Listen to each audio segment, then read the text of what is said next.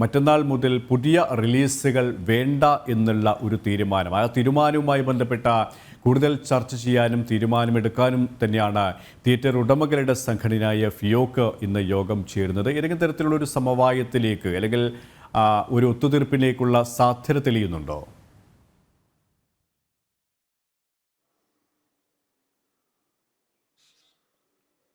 KP Suresh, 22 മുതൽ സംസ്ഥാനത്തെ തിയേറ്ററുകളെല്ലാം തിയേറ്ററിൽ പുതിയ സിനിമകൾ റിലീസ് ചെയ്യില്ല എന്നൊരു തീരുമാനത്തിലേക്ക് തിയേറ്റർ ഉടമകളുടെ സംഘടന പോയത് ഏറ്റവും പ്രധാനമായും OTT റിലീസുകളെ ചൊല്ലിയുള്ളതും അതോടൊപ്പം തന്നെ റിലീസാവുന്ന ആദ്യ ദിവസത്തെ ഇവർക്കുള്ള ലാഭവിഹിതത്തെ സംബന്ധിച്ചും മറ്റുമുള്ള ചില തർക്കങ്ങളാണ്.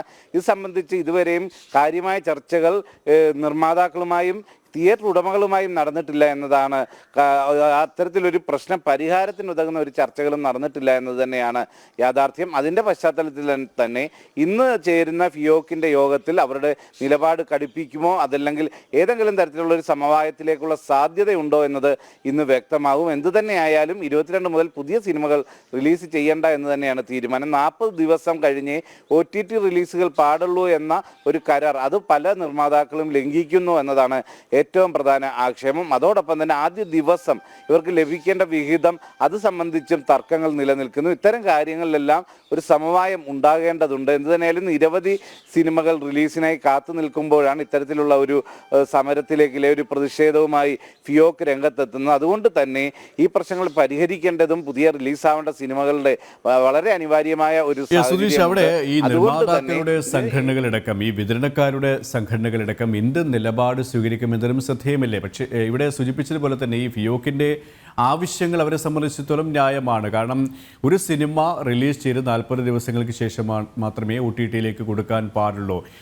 ഈ തിയേറ്റർ ഉടമകൾക്ക് കൃത്യമായ വിഹിതം ലഭിക്കണമെന്നുള്ള ഒരു നിബന്ധന നേരത്തെ തന്നെ പലവട്ടം അവർ മുന്നോട്ട് വെച്ചതാണ്. പക്ഷേ നിർമ്മാതാക്കളുടെ സംഘടനകളും വിതരണക്കാരും പുതിയ സംവിധായകരും അഭിനേതാക്കളും അടക്കം ഇത്തരത്തിലുള്ള ഒരു നിബന്ധന തെറ്റിക്കുമ്പോൾ അവരുടെ ആവശ്യങ്ങളിൽ അവർ ഉറച്ചു നിൽക്കും എന്ന് തന്നെ നമുക്ക് മനസ്സിലാക്കേണ്ടതില്ലേ? മറ്റ് സംഘടനകളുടെ ഭാഗത്തുനിന്ന് കൂടി ഒരു വിട്ടുവീഴ്ചയ്ക്കുള്ള ശ്രമം, ഒരു സാധ്യത അതാണ് മുന്നിലുള്ളതല്ലേ?